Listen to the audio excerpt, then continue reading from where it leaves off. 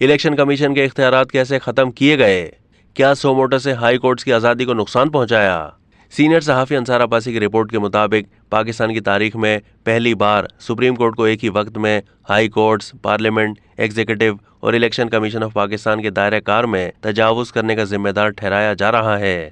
Supreme court کے ججوں نے اپنے حالیہ اختلافی نوٹس میں اس بات کی نشاندہی کی ہے کہ پنجاب KP کے انتخابات پر سپریم کورٹ کے سوموٹو نے صوبوں میں ہائی کورٹس کی آزادی کو نقصان پہنچایا ہے۔ چیف الیکشن کمشنر نے شکایت کی ہے کہ سپریم کورٹ کے فیصلوں سے کمیشن کے اختیارات ختم ہو گئے ہیں۔ پارلیمنٹ نے بھی سپریم کورٹ کو قانون سازی کے لیے پارلیمنٹ کا آئینی اختیار چھینتے ہوئے پایا، جبکہ حکومت اعلیٰ عدلیہ کی ایگزیکٹو کے معاملات میں مداخلت پر بھی برہم ہے۔ اپنے حالیہ فیصلے میں جسٹس اطہر من اللہ نے لکھا ہے، اس میں کوئی اختلاف نہیں کہ لاہور ہائی کورٹ پہلے ہی درخواستوں کی اجازت دے چکی ہے اور مستند فیصلہ دے چکی ہے اور اس کو عملی جامہ پہنانے کی اہلیت پر شک نہیں کیا جا سکتا۔ اس معاملے پر پشاور ہائی کورٹ بھی آگاہ ہے۔ اوپر بیان کیے گئے ضروری مددگار اصولوں کی روشنی میں درخواستوں اور سوموٹو دائرہ اختیار پر غور نہیں کیا جانا چاہیے۔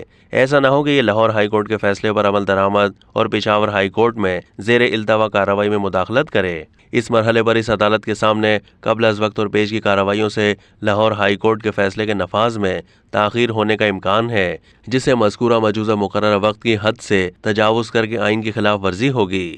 مزید یہ ہے کہ ہائی کورٹس کے فیصلوں سے متاثرہ کسی بھی شخص کے پاس آئین کے آرٹیکل 185 کے تحت عدالت کے دائرہ اختیار کو استعمال کرنے کا اختیار ہوگا۔ زیر غور کیس کے حقائق اور حالات میں ضروری مددگار اصولوں سے انحراف کرنا حقیقی طور پر غیر معمولی معاملہ نہیں ہے۔ درخواستوں اور سوموٹو دائرہ اختیار پر غور کر کے عدالت بلا جواز طور پر 2 صوبائی ہائی کورٹس کی آزادی کو مجروح کرے گی۔ اس مرحلے پر غیر ضروری اقدام قبل از وقت ہوگا اور اس سے اس عدالت کی آزادی اور غیر جانبداری پر عوام کے اعتماد کو غیر ضروری طور پر مجروح کیا جائے گا۔ اس عدالت کے پاس یہ سمجھنے کی کوئی وجہ نہیں ہے کہ ہائی کورٹس آئین کے دفاع اور تحفظ کے لیے کم اہل ہے۔ چیف الیکشن کمشنر سکندر سلطان نے چیئرمین سینٹ اور اسپیکر قومی اسمبلی کو لکھے گئے حالیہ خط میں نشاندہی کی کہ سپریم کورٹ کے 1 مارچ اور 5 اپریل کے فیصلوں نے یہ طے کرنے کے لیے ECP کو اس کے آئینی اختیارات سے محروم کر دیا ہے کہ آیا حقائق اور حالات میں ایک مقررہ وقت میں انتخابات کے انعقاد کے لیے آرٹیکل 218(3) میں درج معیارات پر پورا اترنے کے لیے سازگار ماحول موجود ہے۔ قومی اسمبلی نے قرارداد منظور کی تھی جس میں کہا گیا تھا کہ 8 رکنی بینچ کا حکم آئین اور قانون کے منافی ہے۔ عدالتی اصلاحات بل پر عمل درآمد کے خلاف حکم امتناعی جاری کرنا پارلیمانی امور میں مداخلت ہے۔ عدالتی حکم کو ملک کی عدالتی تاریخ کا ایک اور سیاہ باب قرار دیتے ہوئے قرارداد نے پارلیمنٹ کے قانون سازی کے آئینی اختیار کو چھیننے کی سپریم کورٹ کی جارحانہ کوششوں کو سختی سے مسترد کر دیا۔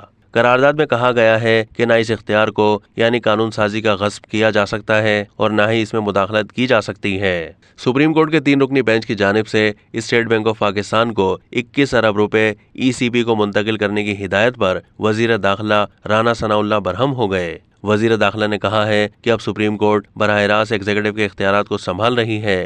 انہوں نے طنزی انداز میں کہا ہے کہ اب سپریم کورٹ کو بجٹ بھی بنانا چاہیے۔ اب تک کے لیے اتنا ہی۔ مزید معلومات کے لیے ڈیلی جنگ کے YouTube چینل کو سبسکرائب کیجیے۔